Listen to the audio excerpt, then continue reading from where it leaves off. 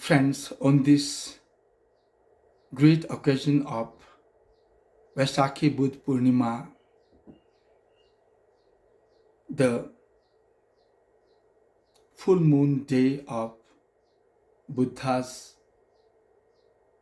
birth, enlightenment, and passing away, I would like to share with you the most important moments in the Buddha's life, culminating to his enlightenment. In fact, I wrote Tales from the Buddha's Life, a poetic biography of the Buddha, and zeroing in on happiness, trying to understand what all Siddhartha Gautama might have gone through in the moments of enlightenment, and what might have been the content of enlightenment. So, I would like to take you to some pages of my book, Zeroing in on Happiness, focusing on the eve of awakening and enlightenment. As the thickly afforested Narinjara river banks vibrated with the sound of chirping birds, and Siddhartha had had a day-long spell of revealing thoughts over under the banyan tree, his meditation entered into the evening. In the afternoon, Sujata had served him kheer, her special food offering of rice cooked in milk, and Swasti had laid a fresh cushion of kusha grass for him. Siddhartha felt he was getting closer to the day of awakening. He thought of the three strange dreams he had seen the previous night. In the first dream, he was lying with his knees grazing against the Himalayas, with his left hand touching the eastern seashores, with his right hand touching the western seashores, and his feet resting on the southern seashores. In the second dream, he saw a carriage wheel sized lotus grow from his navel and soaring up to the clouds. In the third one, he found numerous colorful birds flying to him from different directions. Siddhartha practiced walking meditation along the banks of river Naranjara, walked deep in its water, bathed, and returned to his seat of meditation below the banyan tree.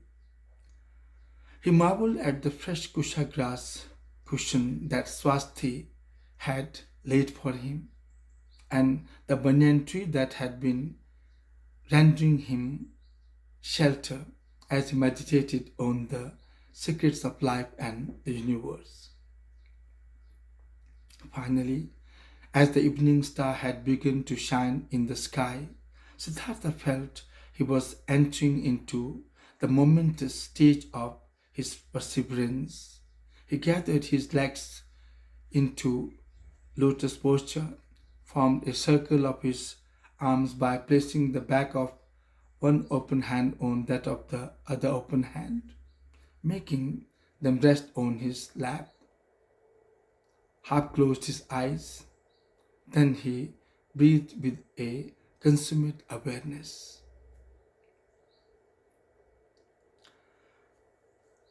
Before he set out on the great meditation in the night of awakening,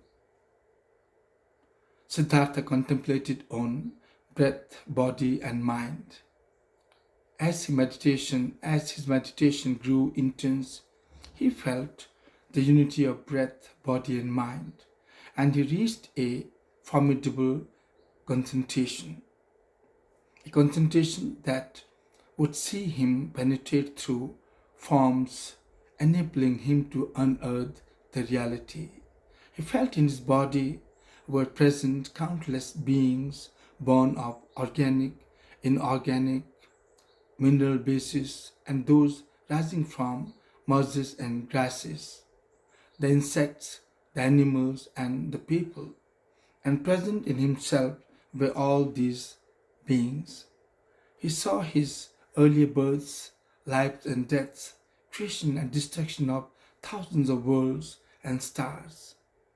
He sensed the joy and sorrow of all living beings, those born of mothers, eggs, and fissions. He felt each cell of his body in itself was heaven and earth and formed a continuum across past, present, and future. Then, friends, as he entered the first watch, his meditation deepened. He saw countless worlds rise and fall, saw countless beings attaining births and rebirths. He felt just as waves rise and fall were nothing but water in different forms, so human birth and death were nothing but forms of life's reality. He further thought that just as for getting liberation from the circles of birth and death, it would have taken a wave only to realize that whether in rise or fall, it was same water. So a person would be free from the circle of birth and death the moment he realized that these were only stages of change. This revelation brought a broad smile on Siddhartha's face, like a blooming flowers, halo in the night. In the second watch of the night, it thundered as clouds concealed the moon and the stars, and lightning ripped the night sky, and rains splattered over the forests, drenching Siddhartha. However, he continued unfaltered. As Siddhartha crossed into deeper recesses of mind, his understanding deepened, and he realized that understanding alone dissolved sorrows and pains and cultivated love and acceptance. He thought love alone can enable one understand personal dispositions, resulting from physical, social, and mental realities. And understanding personal dispositions generates love for even a cruel individual. He felt understanding came through mindfulness, contact with the present moment, and one's effort to see within and without oneself. And understanding so gained would be instrumental in gaining love, compassion, and liberation. He realized that an intense look at the nature of things would bring out the reality sparkling in the light of right understanding, right thought, right speech, right action, right living, right mindfulness, and right concentration. Siddhartha could now see every heart, feel every cry of pain and sorrow. He could travel across spatial distances, enjoying divine sight and divine hearing. As he entered the third watch of the night, friends, clouds rolled back, letting the moon and the stars shine over the nightly Narendra riverbank forest. Siddhartha felt as if he had been released from the prison of ignorance. He thought ignorance was like a jailkeeper who had kept him imprisoned for thousands of births. He realized just as the clouds had shrouded the moon and the stars, so had ignorance obscured his mind by dividing the reality into subject and object, the self and others, existence and non-existence, birth and death. On these grounds of divisions he felt rose the prisons of feelings, cravings, grasping, and becoming, and the walls of these jails thickened further as humans underwent sufferings of birth, old age, and death. Therefore, he concluded the right way to freedom from these prisons was seeking the jailkeeper's face, recognizing him, to overcome him by the eightfold middle path he had just discovered. This path alone he thought would demolish his this penitentiary forever, this jail forever. Then as a wondrous smile appeared on Siddhartha's face, he wondered, I see your visage, O jailkeeper. For countless lives you left me jailed in your dungeons of birth and death. Since I see your face clearly now, I shall not allow you build prisons around me. Up in the sky, the morning star was emanating a diamond-like brilliance and beauty.